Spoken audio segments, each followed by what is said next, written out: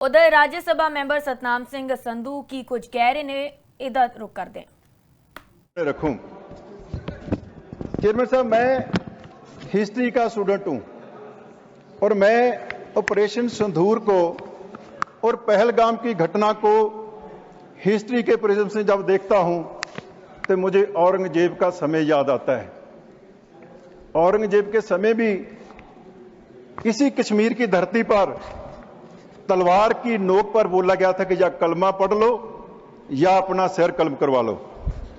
और उस समय 9वें पातशाह श्री गुरु तेग बहादुर जी धर्म की रक्षा के लिए आगे आए थे और उन्होंने ये शब्द गुरु तेग बहादुर जी का मैं साझा करना चाहूंगा, जिसमें उन्होंने कहा था, भय काहू को देत नहीं ना पैमानत आन, कहो नानक सुन रे मना ज्ञानी ताहे बखान। ये भारत है, ये हिंदुस्तान है, इस धरती पे ना तलवार की नोक पर और ना बंदूक की नोक पर किसी से कलमा पढ़वाया नहीं जा सकता है।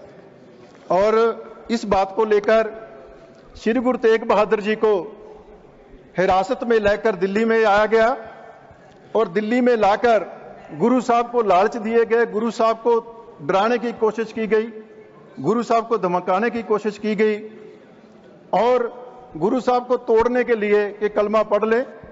उन्होंने गुरु साहब के साथ जो 3 सिख थे जो उनके हृदय के बहुत करीब थे, गुरु साहब की आंखों के सामने एक एक करके उनको शहीद करने का कायराना काम औरंगजेब ने किया।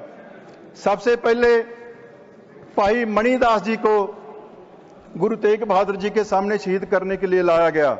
मैं सदन को बताना चाहता हूं कि वो कैसा अवसर था, कैसा मौका था।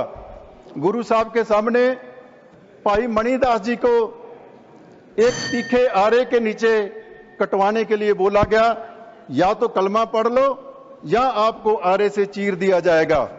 और उस सिख ने बोला कि मैं अपना सिद्क पक्का कर लेता हूं, आप अपना आरा तीखा कर लो। और उनके सर पे आरा चलाया गया। जब तक आरा चलता रहा वो वहगुरु का नाम जपते रहे, लेकिन उन्होंने कलमा नहीं पढ़ा। इसी तरीके भाई दयाला जी को, भाई मतीदास जी को जिंदा जलाया गया, भाई दयाला जी को देग में आग के ऊपर रख के उबाल दिया गया। लेकिन इस देश में लोगों ने अपना धर्म नहीं छोड़ा, अपना सिद्क नहीं छोड़ा।